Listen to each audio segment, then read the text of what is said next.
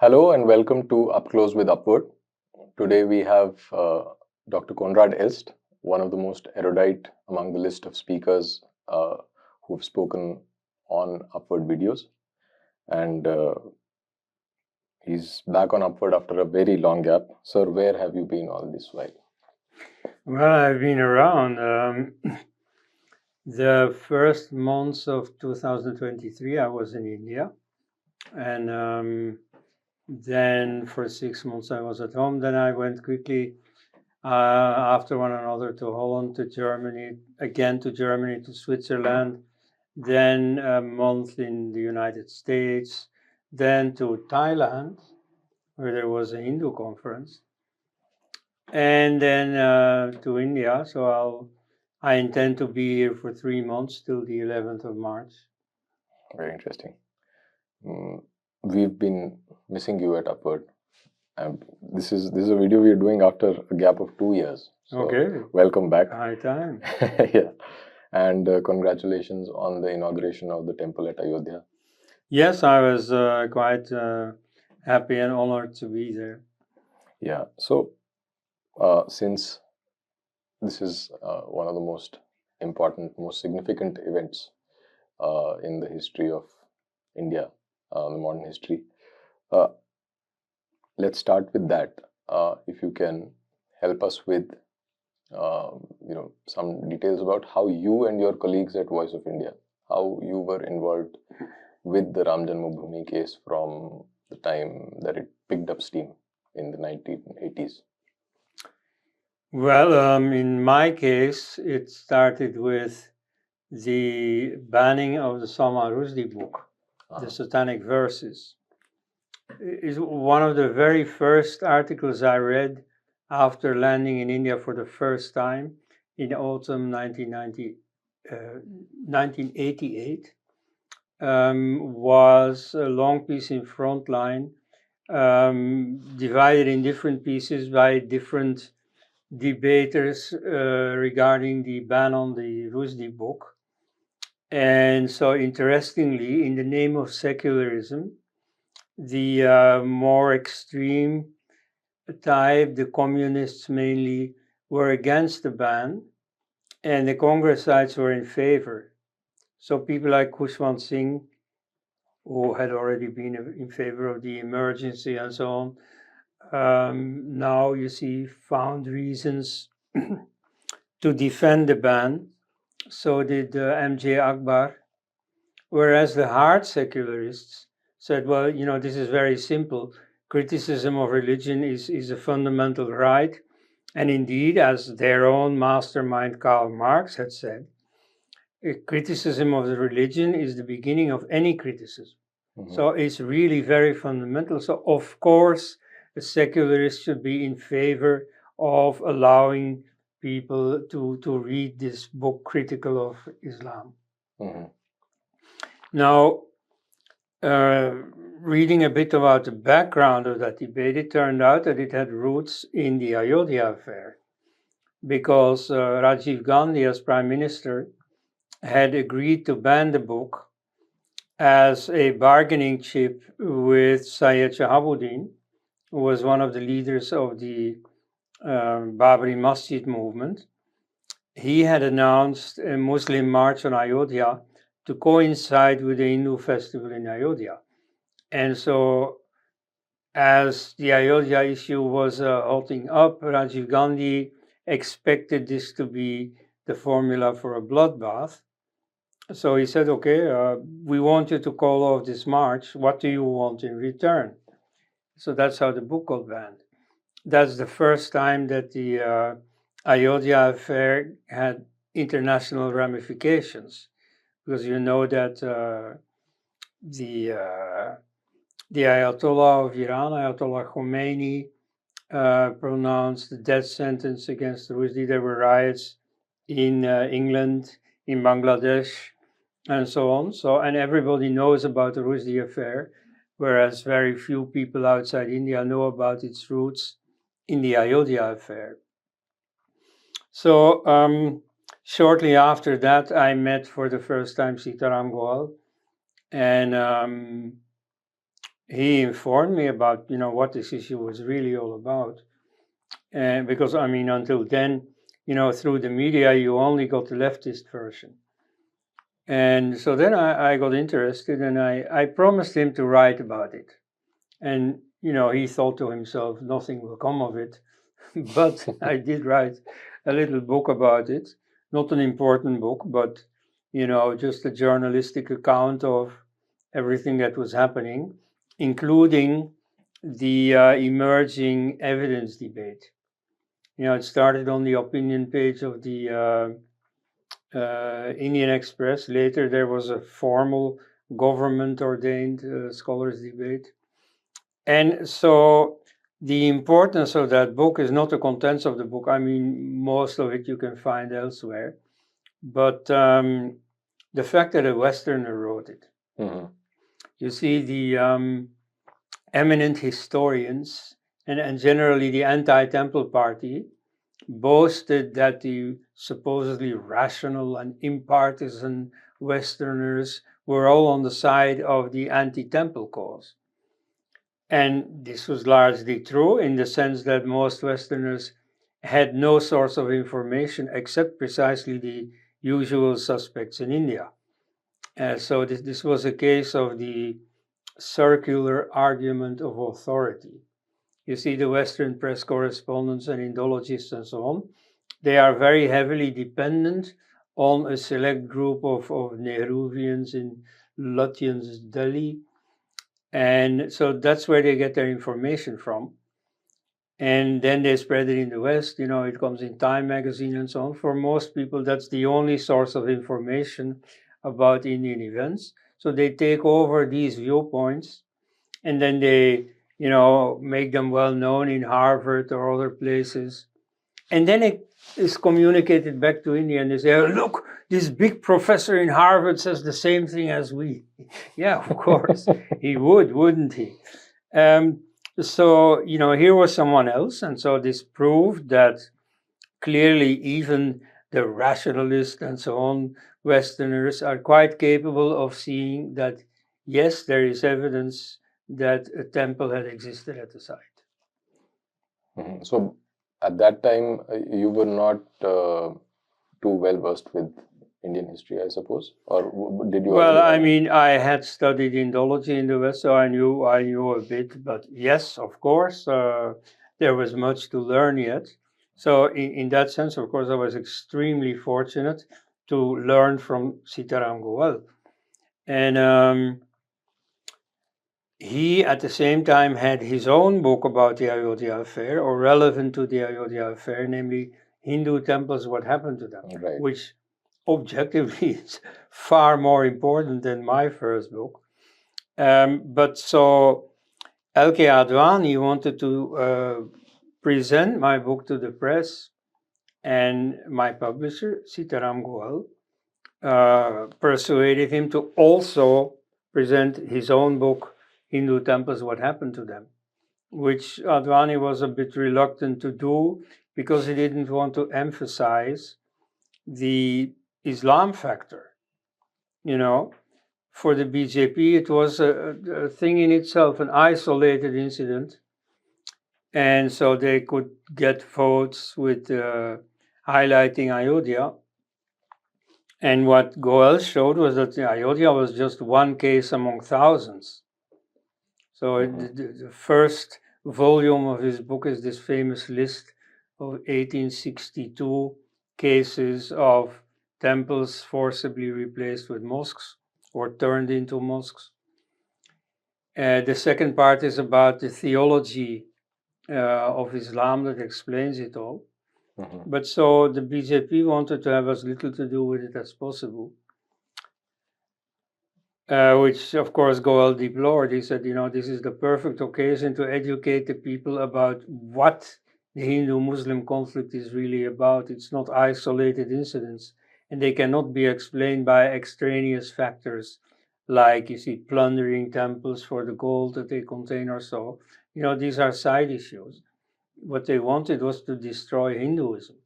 Mm-hmm. It was not to destroy a building or an idol or so. Ultimately, they wanted to destroy a religion. So that was, something that the BJP wanted to de-emphasize. But of course, on that count, I'm very much on the side of quality. Right, right. So, as a student of Indian political history, uh, where do you see Indian society today vis-a-vis how it was back in the 80s? Now that you got involved at the time when the movement picked up speed, and you're also here witnessing the inauguration of the Ram Temple. So it's a full circle, I suppose.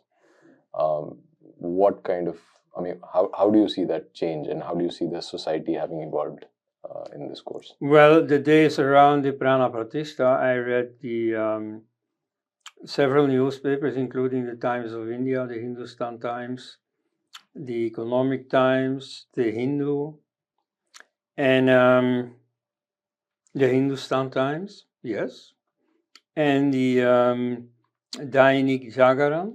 Mhm. And so in 1990, they were all dead against the temple.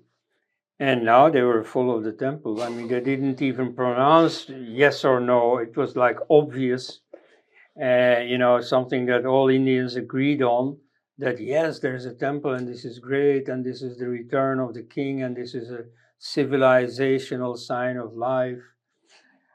So the atmosphere certainly has changed. However, um, this is not the work of any political party.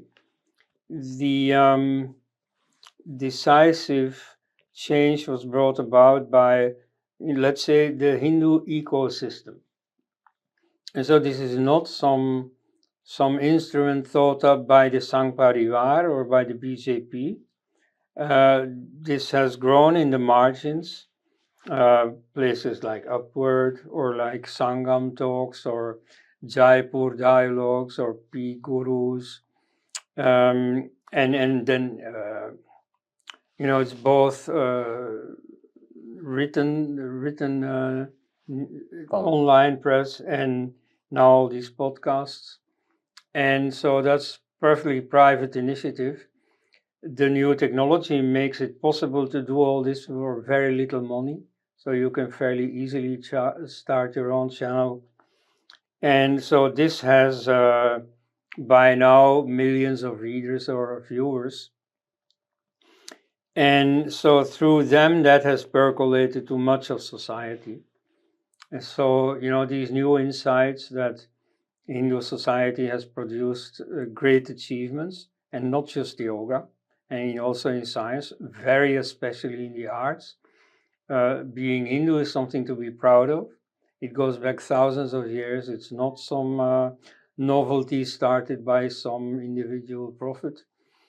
And so this increased self-respect among Hindus, that has come about mostly through that route.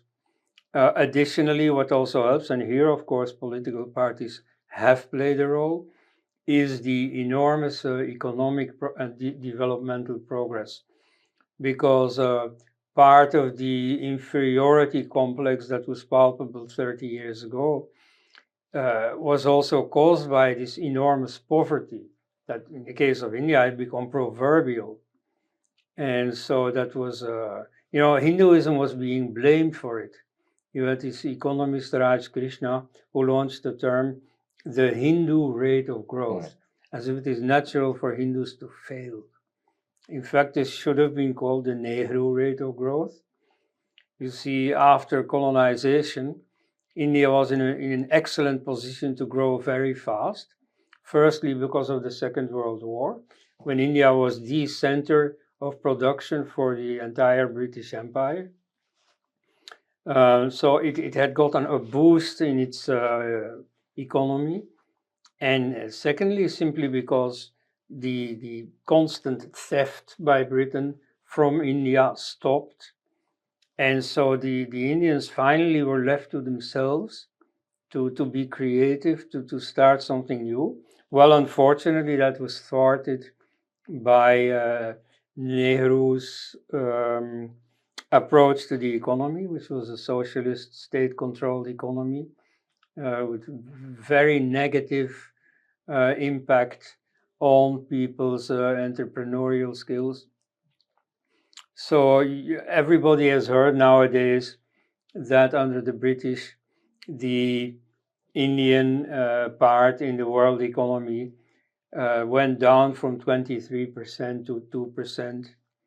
What fewer people know is that the first 20, 30 years of independence, its rate of decline was even steeper.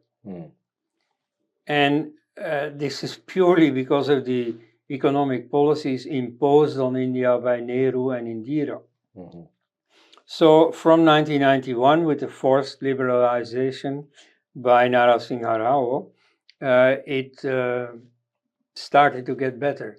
And so then with the Vajpayee government, with also the Manmohan Singh government, especially the Modi government, the fruits of this change are being picked. And of course, it's nothing special really. When you look at how Hindus have performed in America, in Britain, in South Africa, so compared to that, it's perfectly normal what is happening now in India. But at any rate, it is happening. It was artificially stopped from happening, and now it is happening. And so this greatly increases the self-confidence of Hindus. So that's also a very welcome development. Right. Just a few years before this verdict came finally in 2019, I remember having a conversation, I think it was online, and there was this discussion going on. If the Ram Janmabhoomi movement were to start in the after 2000, there was a speculation that India had changed so much that you wouldn't be able to do a Rath Yatra in the same way that how it happened in the 80s. But I mean, seeing the enthusiasm of people after this, I mean, at the time of the inauguration, I think that was a misjudgment of sorts. Yes, I think I made the same misjudgment. You see, when thinking back of the combative enthusiasm of the young generation 35 years ago, I thought, well, today this won't be possible anymore. And given the atmosphere that I've seen myself, I think that was too pessimistic. Right. So sometimes, that old adage that the more things change, the more they remain the same applies here. But it also brings up the question, slightly negative in that sense, that if we were to draw a parallel of the 2020s with the 1920s, right, when the Khilafat movement was happening and the seeds of Muslim appeasement, so to speak, were being sown by Mohandas Gandhi. Sitting in the 2020s now, the 1920s finally led to 1947, where the partition happened. Yes. Right? So, if you speculate on how 2047 would look like from here, from the 2020s, do you see, as a historian, do you see any particular trends which are repeating, or any warning signs that you may have to offer? Well, from recent events, you wouldn't derive warning signs. But then there are objective factors that are less in focus, and nevertheless compelled to a certain sobriety. There are, first of all, the demographic developments. So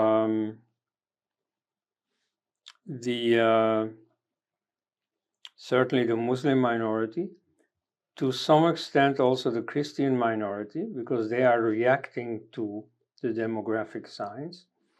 They're growing faster. And so in some places this has an effect, like what's happening in the Northeast.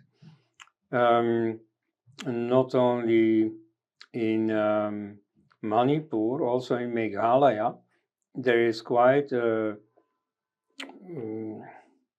let's say, a testing of forces that is not favorable to the Hindu side. Mhm. And so the same thing may happen in places like Kerala. The last I heard of the demographic evolution there was that the 26% of Muslims were having 42% of the newborns.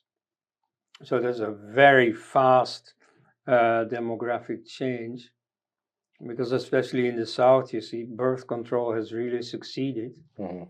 So certainly Hindus, probably also Christians, have lower than the replacement level, whereas among Muslims, high birth rates continue. So you may not see them do anything, but the day they are in a majority, the attitude will change. At least that's what history teaches. Mhm. However, there is another factor, and it's not so much a factor of Hindu strength, but it is other factors that favor the Hindu position. Namely, there are more and more Muslims escaping from the mental stranglehold of Islam. I mean, I myself am a product of a historic change in my society, which until then, for more than 1,000 years, had been thoroughly Catholic. And it's my generation that walked out of the church almost collectively. And you see, I myself did the typical pioneering work. I was the first one in my family who didn't go to church anymore. And then my next brother followed. I mean, the typical scenario in very many families, ultimately the parents also followed. And then you got a secondary effect, namely that all the conformists who used to go to church because everybody went, then stopped going to church because everybody stopped. And so today, Catholics in my country are a small minority. Now, I think that the Muslim society is not immune from the same development. And indeed, in some places, you already see it. So in the Arab countries, more and more Muslims are discreetly leaving Islam. Of course, in their situation, it wouldn't be wise to go too public with it, but it's effectively happening. The American Research Center, Pew Research, have done or are conducting polls every 10 years. Mhm. And so what they notice is that there is a fairly serious decline in adherence to Islam. And I mean, I myself have met also ex-Muslims like this. And so in some places they are very public, like among the Muslim minority in the West, many simply leave Islam. In places like Lebanon or Tunisia to some extent, this is also happening. But in the core Islamic countries, this is far more discreet, but it is also happening. And so I don't know about Pakistan, would be interesting. In India, my first hunch would be here it will work far more slowly, because there is this polarization with the pagan society. And so for Muslims to leave the Muslim community would feel like a betrayal, like a soldier, leaving his comrades in the struggle and himself pulling out. So they will feel more sociologically compelled to at least not betray their community. But even here it is happening. And so, just like in the West, in every country nowadays, unlike at the time of the Rushdie affair, today you have societies of ex-Muslims. Today the Islamic viewpoint is defended most passionately by the leftists. 35 years ago, they were all on the side of Rushdie against the Ayatollah. Today, it would be the reverse. But so, among Muslims, this evolution is happening, and it is happening in Kerala, where you also have a society of ex-Muslims. And so I think this is going to spread across India. And it confirms what I've been saying ever since I got interested in the Islam problem, which is what I discovered here. So it's 34 years ago. I said that there is a race going on in the Muslim world. On the one hand, there is an enormous increase, both demographically and institutionally. They get ever more support by governments in mixed population countries. In Europe, this is very explicit. And so here also, under Congress governments, but equally under the Modi government. So on the one hand, there is this growth, but on the other hand, Islam is being hollowed out from the inside. And so more and more Muslims are, only remaining in the community for community's sake, or are actively leaving the community. And this is now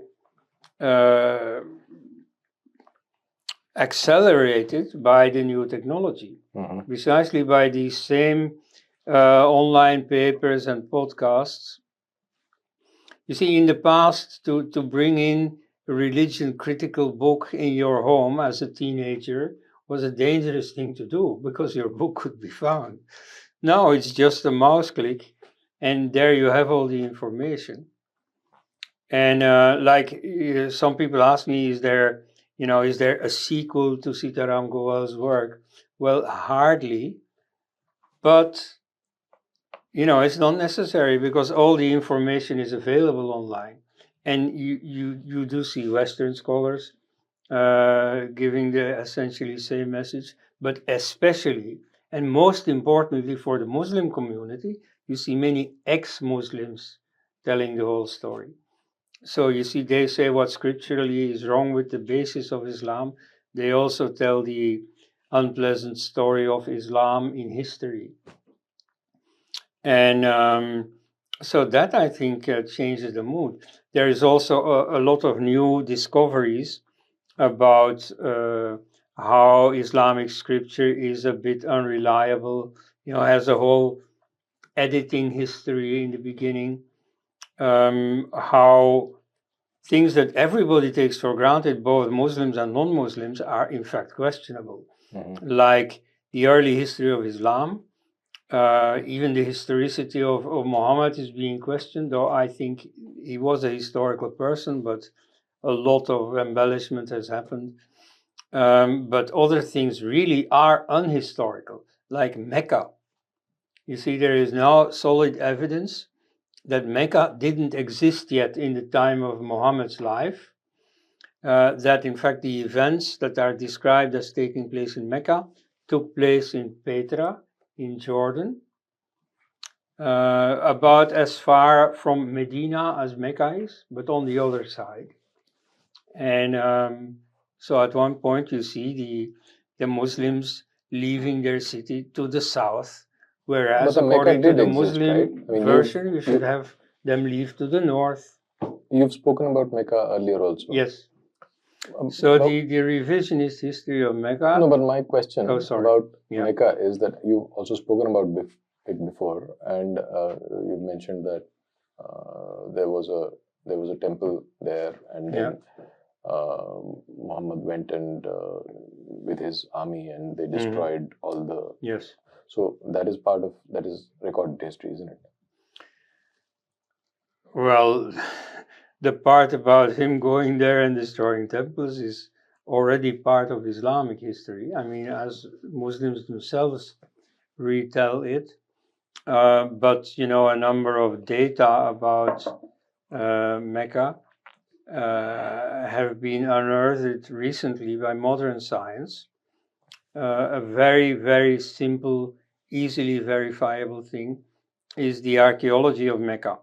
So if it is an ancient city founded by Adam and then rebuilt by Abraham, as the Muslims say, then you should find all kinds of things under the surface.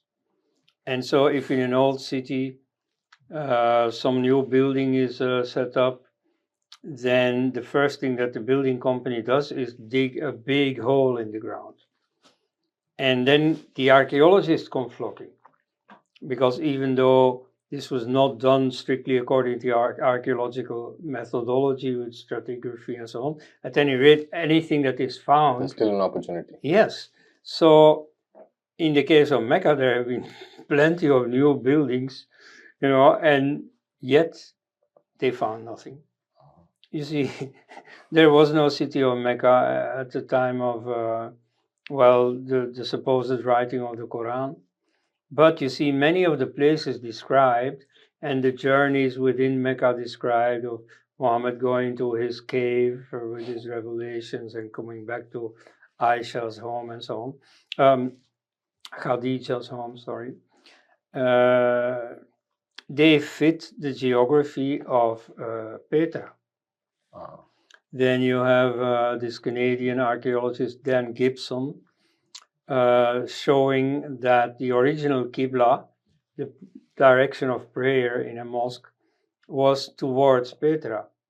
And only like 50 years later it changes to Mecca. And, we have reconstructed the entire history of why this change happened. So under the Caliphate of Damascus, you had a rebellion, a fitna, as they call it.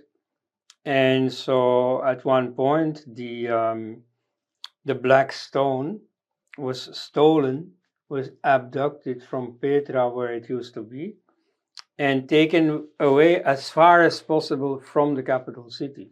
So all the way south. And then in the middle of nowhere in the Arabian desert, there they tried to defend themselves, they lost, but the equation of forces within the caliphate was such that they kept the black stone there. And so that's where Mecca grew up. So are there any books on this new finding that you would recommend? Well, the main source nowadays are precisely the podcasts. But yes, so it starts with a German Arabist Lühling, and then perhaps the most famous is Christoph Luxemburg, whose work became quite well known in the 90s, who especially has worked on the scripture, where he shows that the Quran originated as a Christian lectorium.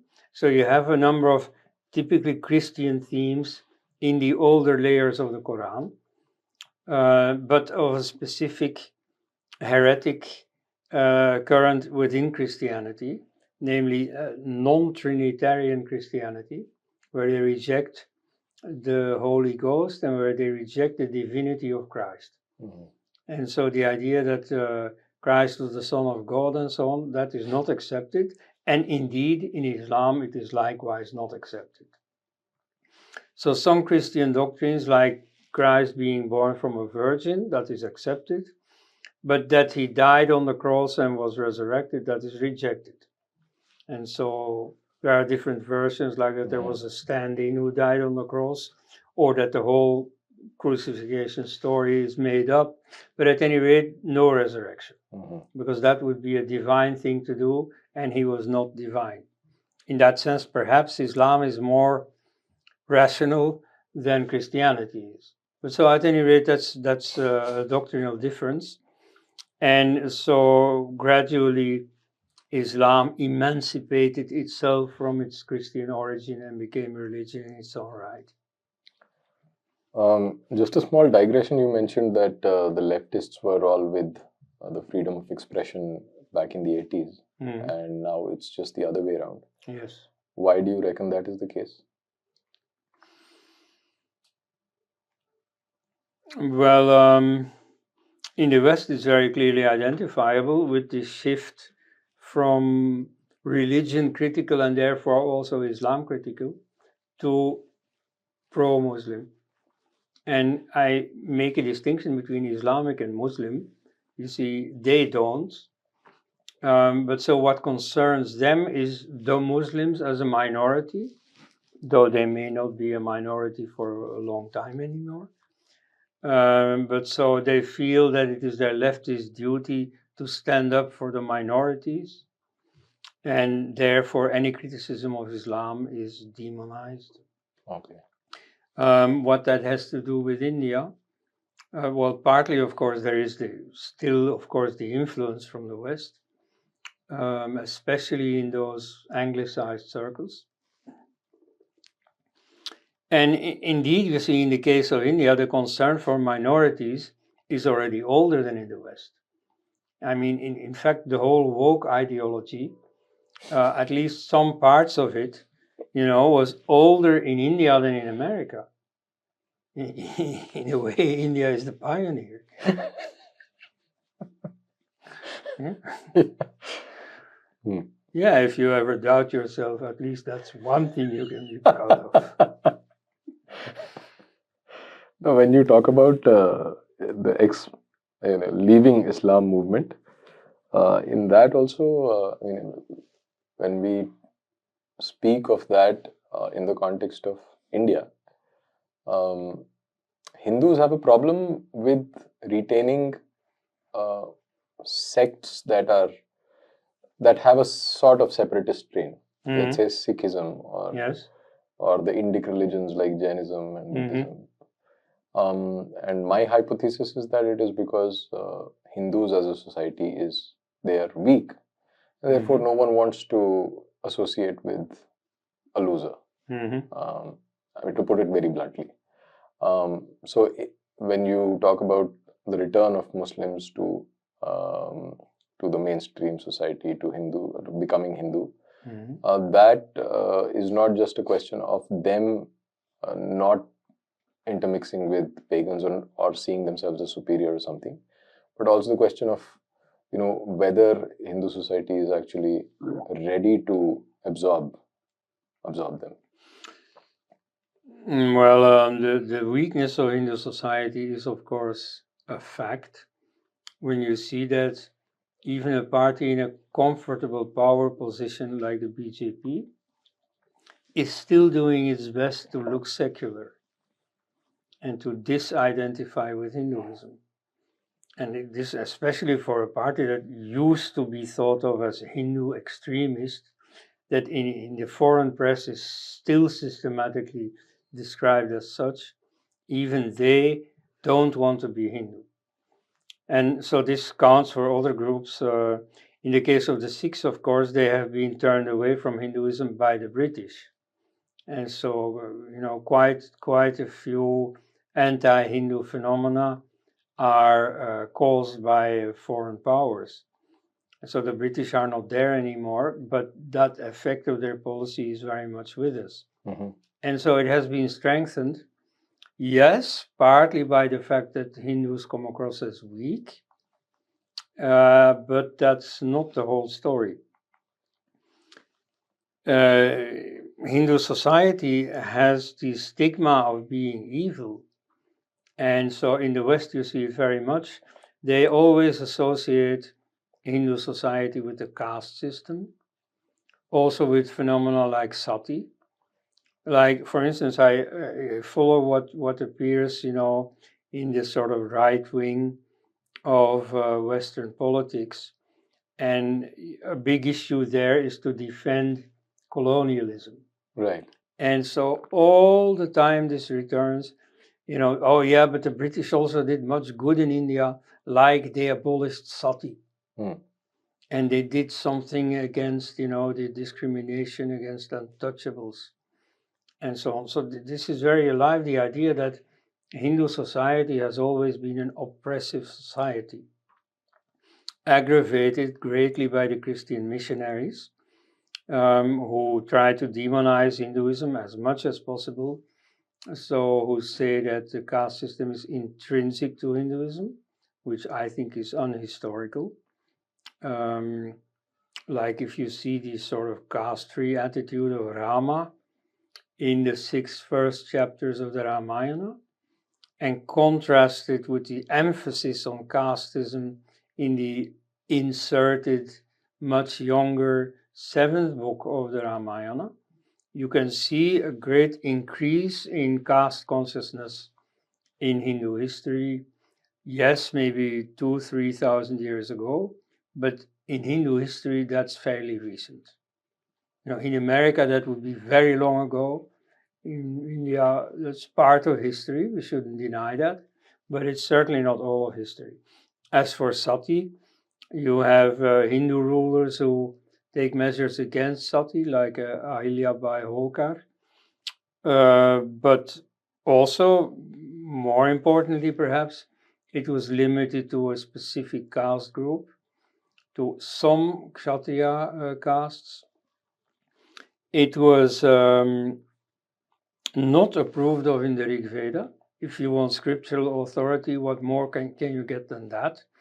So in the Rig Veda, you have one case of sati that is described, a woman who climbs the funeral pyre, and then she is led away from the funeral pyre. And so she's given to understand very explicitly, okay, this man, you lived with him, you were happy together, and so on, but he's gone. And now, you belong to the world of the living. Come, you join us. So there you have, the best possible historic testimony that, yes, sati existed, as it also existed in very many other countries, but it was already disapproved of, already since the very beginning. But you see, this is all too complicated for most people in the West. So they have this very negative idea of Hinduism. This also has been aggravated by an important element in Western history fairly recently, namely racial slavery and the struggle against it. Because, of course, anti-Westerners tend to forget that while, of course, Westerners have a terrible history of slave trade, they also abolished slavery. As distinct from the, Muslim slave traders who would have still been trading slaves today if they hadn't been stopped by Britain, especially. But so a consequence is that people feel like they have a duty to go on fighting against racial slavery. And where is there racial slavery? Except under ISIS. That's in India, because they conceive of the caste system as a form of racial slavery. Who are these races? Well, the ugly, vicious Aryans who invaded and subjugated the poor, hapless Dravidians. Here you see a certain ignorance plays a very decisive role in pitting the rest of the world against Hindus. I think that is perfectly remediable, and something can be done about this, but that will take some work. Yeah, of course, but also I know your position on the Ramayana, for example, and also what you call invented tradition. Yes. But in my understanding, all tradition is invented only.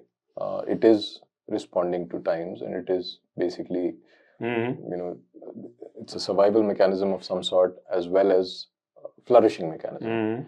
And as society evolves, as you go from, broadly speaking, from hunter-gatherer to agricultural to industrial to post-industrial to hi-fi and whatever. So there will be different norms, and those norms become tradition. Yeah. And that every time there is, so when we say that, you go back to the Rig Veda and there this does not exist, while that may be true, but you cannot deny 2,000 or 3,000 years of history. No, that's very much there. But also the 2,000, 3,000 years of history, Hindus tend to be very apologetic about it. Yes. I think there is a need for Hindus to actually get down to the details a little more, especially those who can. Yes. Because the devil is in the details. And then figure out what went wrong where, as opposed to making a blanket statement of saying that 3,000 years of oppression. There were situations where that oppression may have happened, and each case calls for a separate investigation, I suppose. Yes, I agree.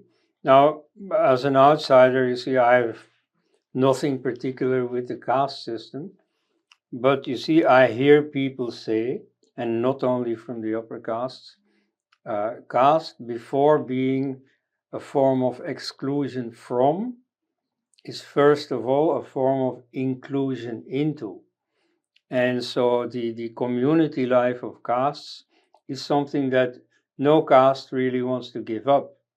You know, the untouchable castes, even though they want government jobs and study places and so on, nevertheless they don't want to give up their caste life.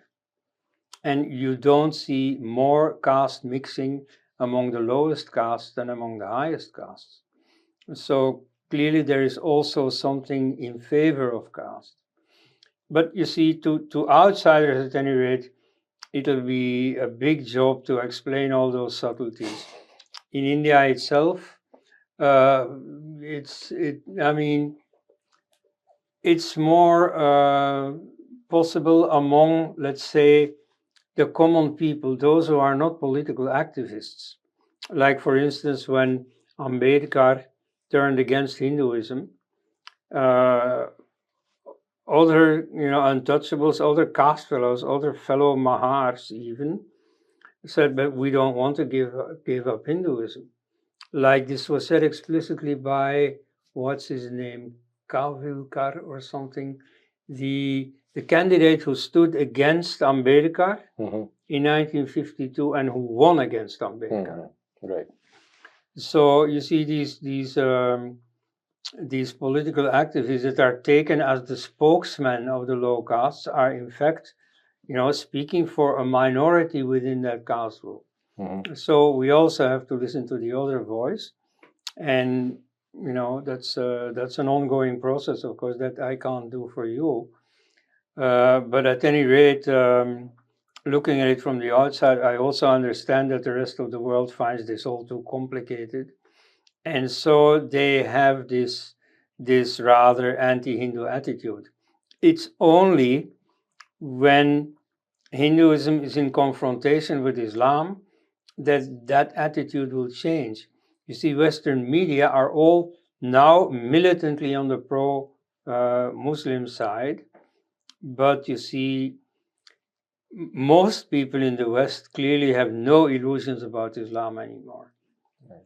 And so when they hear about a Hindu-Muslim conflict, today they tend to have more sympathy for the, well, let's say, non-Muslim side. So is it safe to say that the Western masses versus the Western media is something analogous to the Yes. Hindus? Yes, absolutely. Okay. So how is it, I mean, how does India stand vis-a-vis Europe when it comes to its relation with Islam and the demographic takeover or the demographic change? How is it in Europe? Well, in Europe we are now developing a quasi-Indian situation.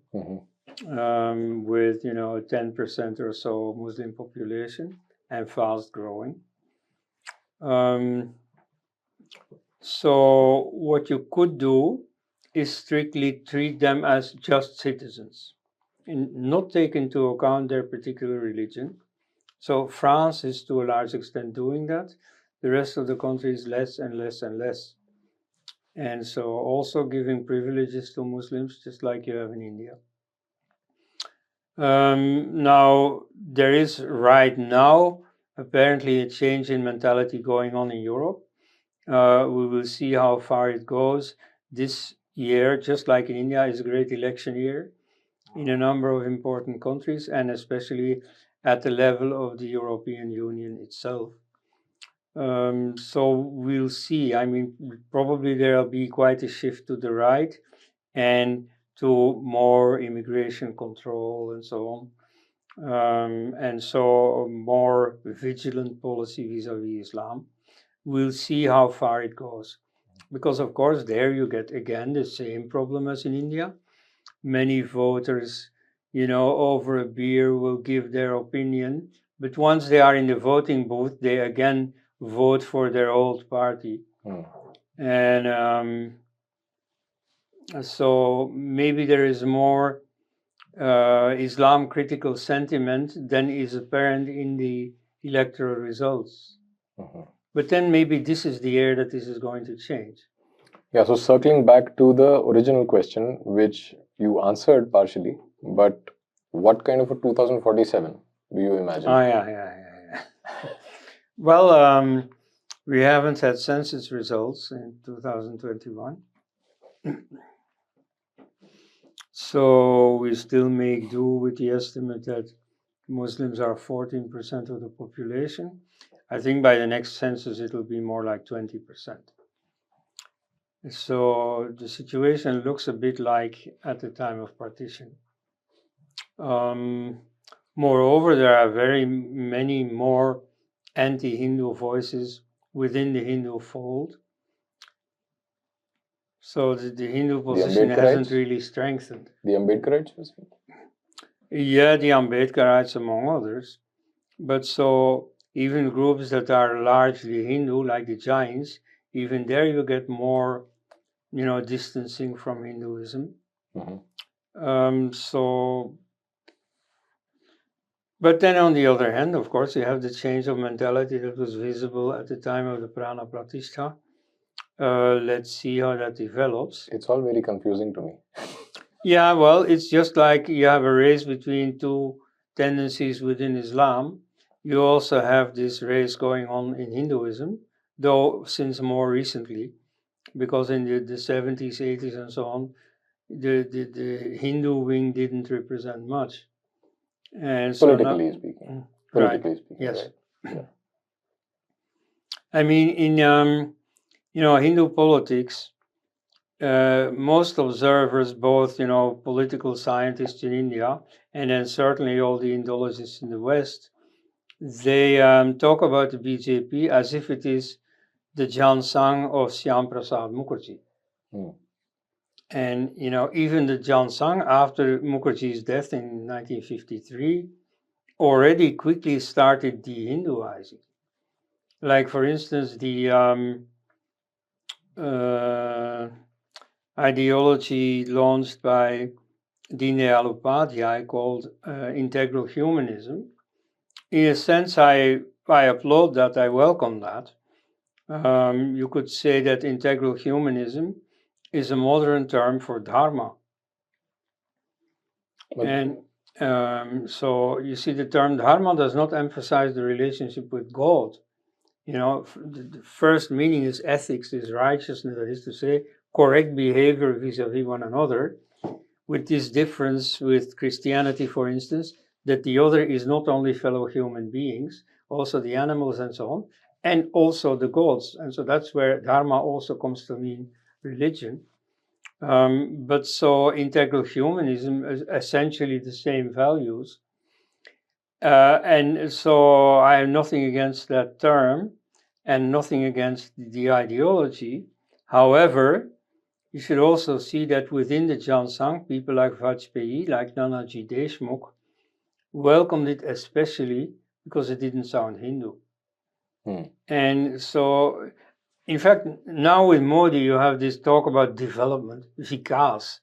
Now you see that was not only there in Indira Gandhi's discourse, that was very much there in Nanaji Deshmukh's discourse.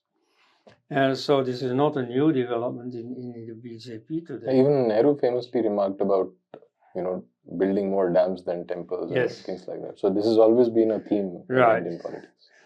And so, I mean, it's part of the discourse that disparages Hinduism as, ancient and superstitious and so on. But so the Hindu content of the Jansang was already declining. That's why the most explicit Hindu politicians there were boycotted or led to the exit door. And then Vajpayee greatly welcomed the moment when his party joined with other parties to form the Janata Party, because then he could jettison everything of Hindu.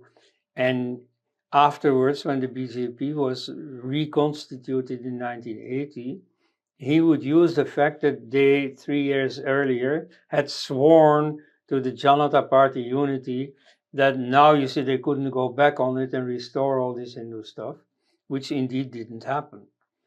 And so when today some people blame the BJP for not being Hindu enough, the BJP can very truthfully answer, but that's not in our manifesto.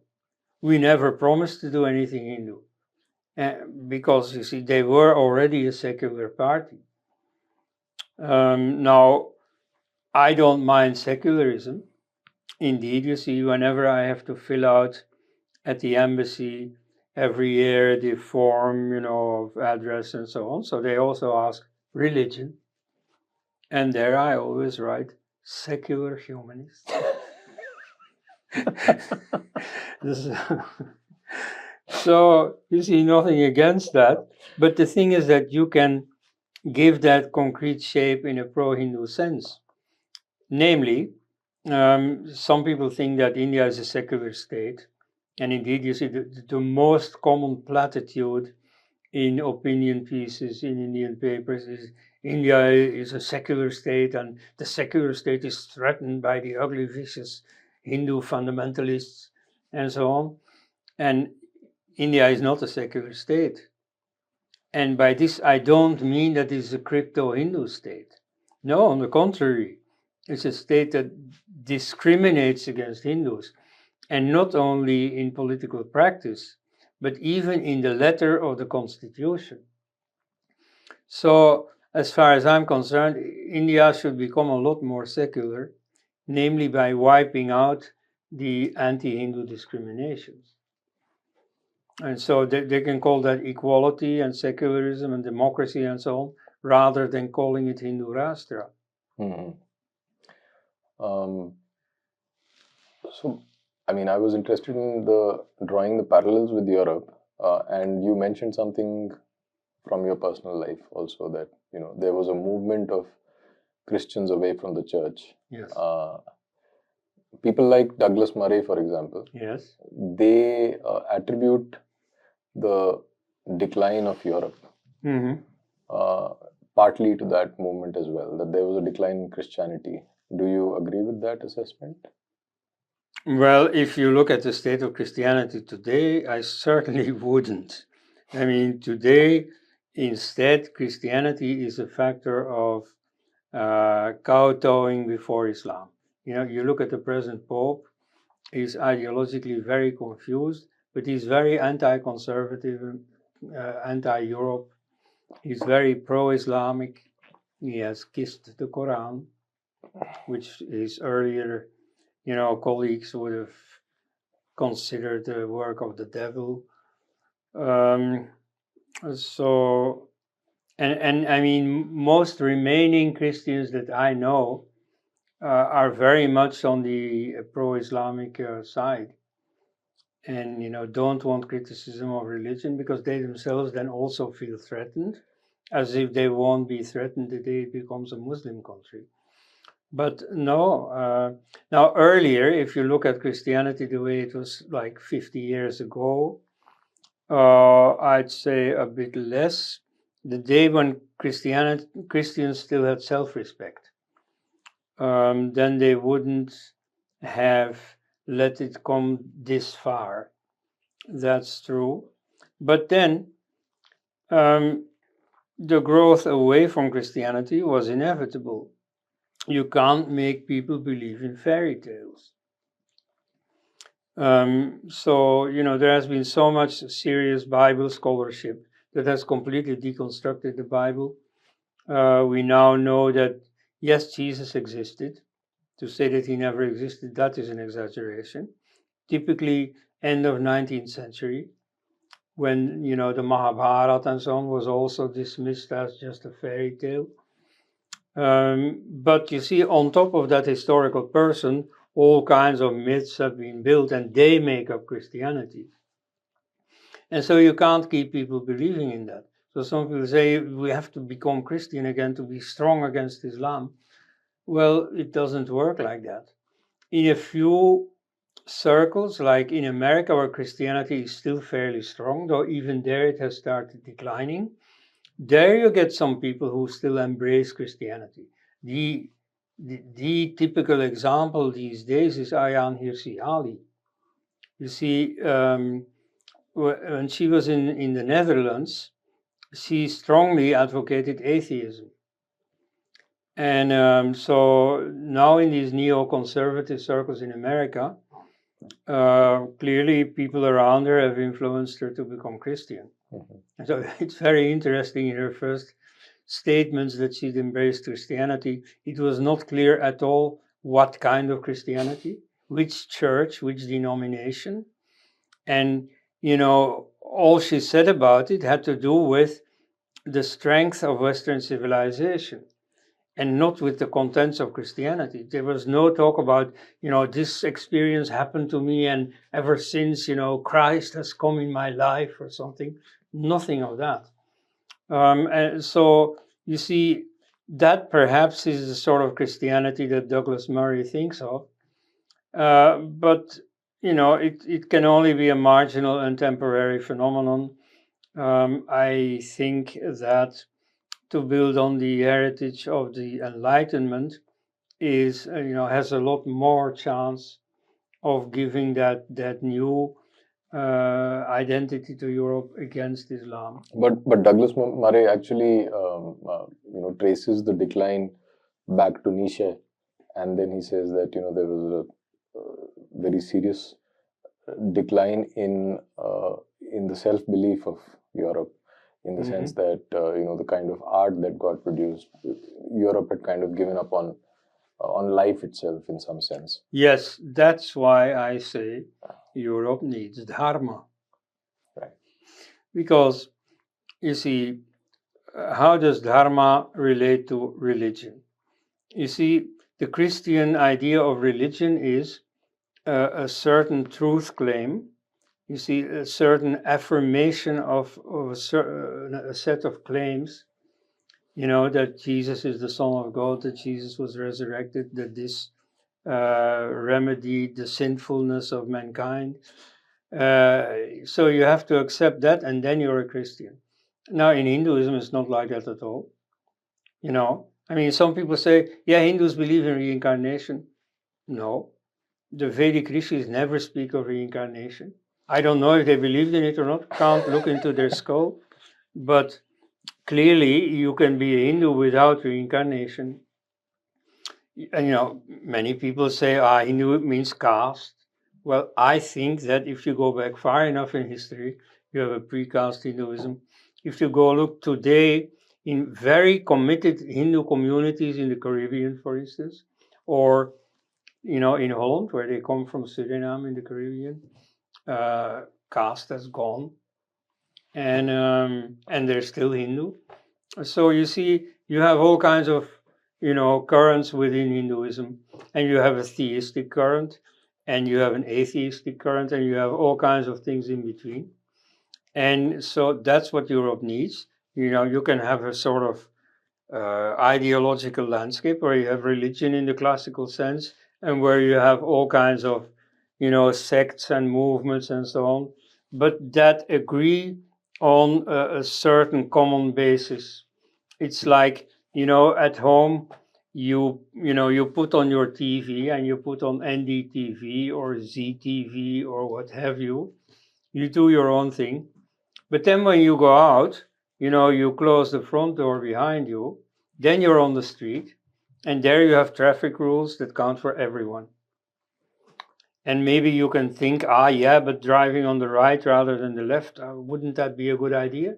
Well, maybe, but so, for now, the rules are in common for everyone.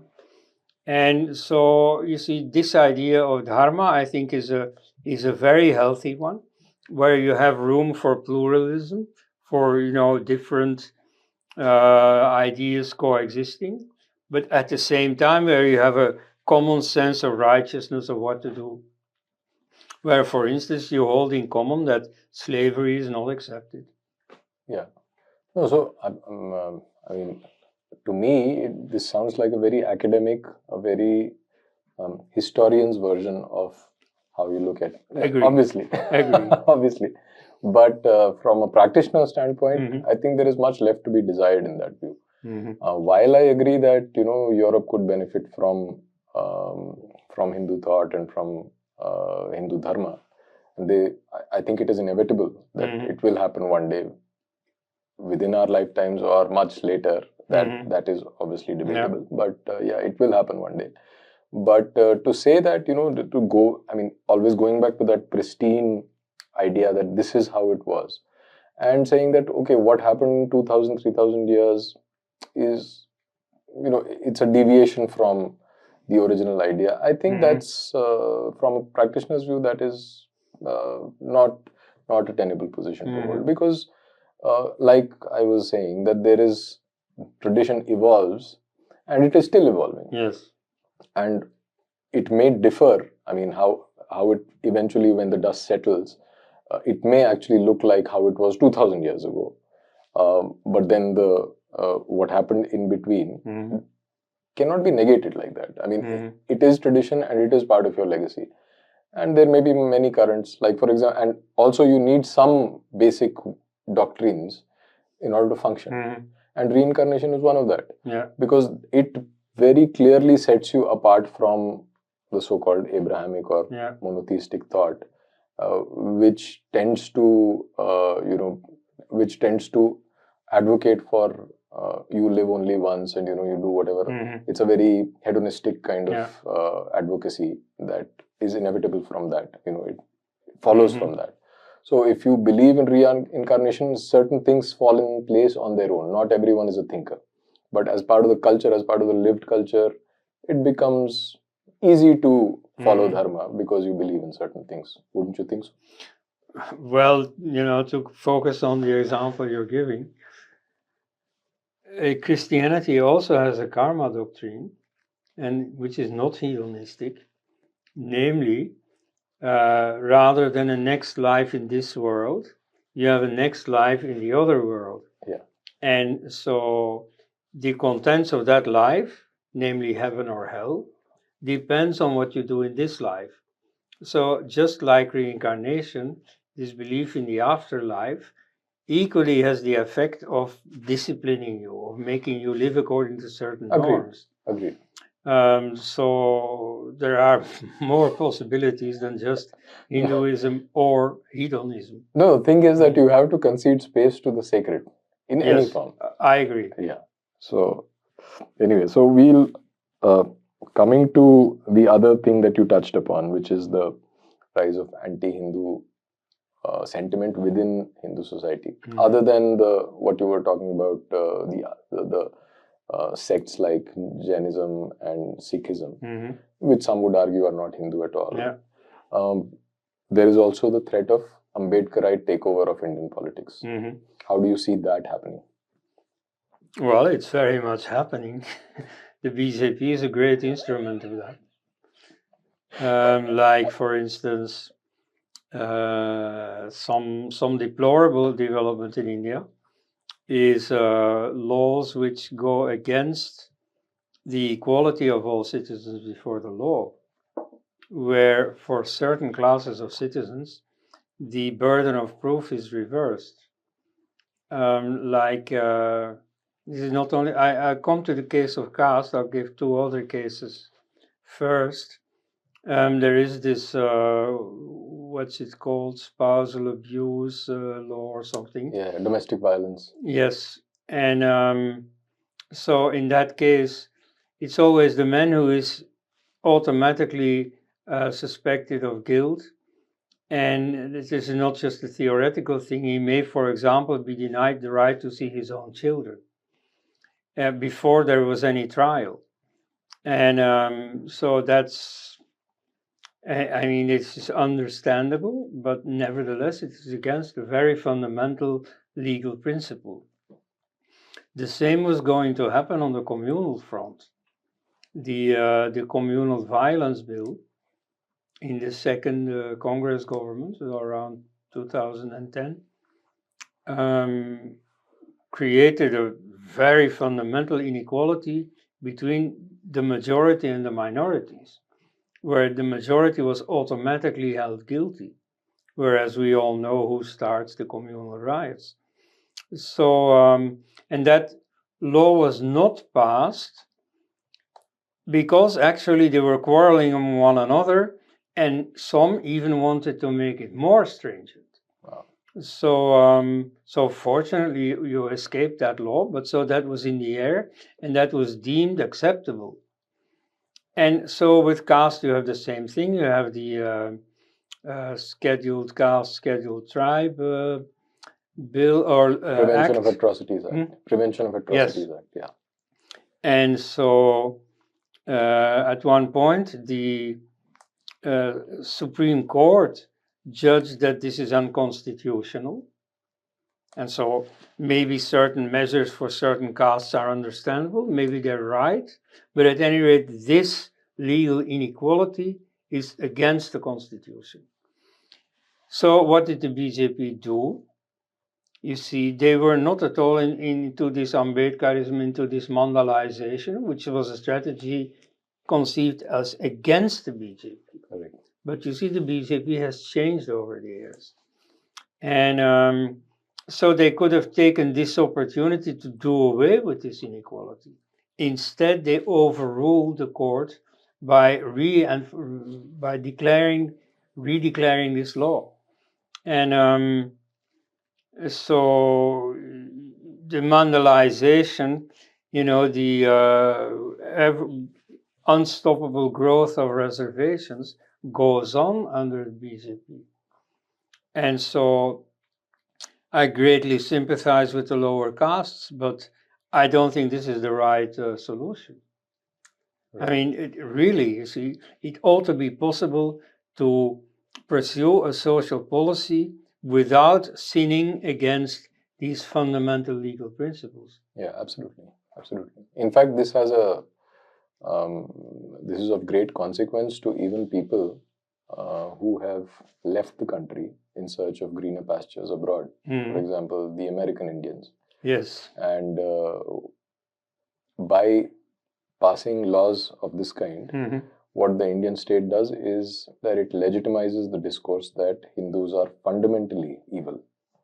Yes. And these poor guys, they think that they've escaped from India, but the politics of India follows them. And you see cases like the Cisco legal battle and what happened with the equality labs and stuff like that. Yeah, well, there you see to what extent the West really is ignorant. So they pursue Tamil Brahmins for being upper caste, oppressors, and so on, not knowing that most of the Tamil Brahmins who go to America actually escape caste discrimination. True. So, what is it that, I mean, this is the final question from my side. What is it that you're working on these days? Anything interesting that is in the works? Yeah, well, the most fundamental thing probably is the one about Buddhism, because, for more than 2,000 years, we never had this idea that Buddhism was a rebellion against the Vedas and so on. I really want to set the record straight using the primary sources. Then a second project is about idolatry. So about the effect of the anti-idolatrous ideology in Islam.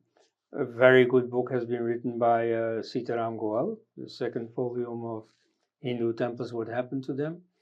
Also by Meenakshi Jain, about flight of deities. But so I want to go back to the sources in the Bible and the Quran and really go to the heart of the matter. This project actually originated 25 years ago, just a few months before Ram Swarup died. Namely, back then a book had appeared by two Israeli philosophers called Idolatry, in which they give a modern, post-Enlightenment justification of the condemnation of idolatry. Okay. And so they don't advocate, destroying temples or anything, but nevertheless they think that at a deeper level this can be justified. It is at that deeper level that I want to address the question. Meanwhile, two more books in that same sense, one by a Christian, one by another Jew, have come out. So I'll give a pro-Hindu reply to that, because I have to say that you see here again, Hindus have proven a little bit lazy. In 2008 and 8, there was this Jerusalem Declaration at the initiative of Swami Dayanand Saraswati of the Harsha Vidya Gurukulam. And so they actually, to my great surprise, got the Sephardi and Ashkenazi great rabbis in Israel to sign a statement that what Hindus do of Murti Puja is not what the Mosaic law defines as idolatry. So Hindus are not idolaters. Now, I've discussed this with a few Jewish scholars, and they confirmed my impression that this was a bit easy. And so they noticed that, you see, Hindus had gotten this statement and then walked away in victory and never looked at it again. Whereas, in fact, you see, this is a very fundamental point in interreligious relations. This ought to be followed up. And so being themselves very activist people, they weren't ready for this lackadaisical Hindu attitude. Anyway, so I want to go to the heart of the matter, because many Jews also don't share the viewpoint of these religious leaders. Like, for example, you may know that many Orthodox Jewish women wear a wig. They shave their hair and wear a wig. And so there's a debate in Israel about whether Hindu hair, because there are certain sacrifices in which you shave off your hair, so that hair can be immediately commercialized by transportation to Israel. And so many Jews think that this hair should not be used because it was precisely shaven off as part of a ritual for an idol, for a false god. So what is the true story? Who among the Jews has it right when he says, no, this is not idolatry? Also, perhaps the situation is that some forms of idolatry in India are not idolatry, whereas others are, and so on and so on. A lot to discuss here. So you see, that is the issue I want to focus on. Then finally, there are still two works that I am trying to get finished. These are the Congress proceedings of the centenary conferences for Ram Sarup and for Sitaram Goel. The second one is almost ready. The one about Ram Sarup will take some more work. Great. So I look forward to the publication of all those, and I'm sure that a lot of readers would like to grab a copy of those. We had planned to do another video, as I told you, on your book on the assassination of Mahatma Gandhi. Yeah. Which I think we'll hopefully do when you're back from Bangalore in March. Yes. And we look forward to that. Thank you so much for spending time with us. Namaste. Thanks for the invitation.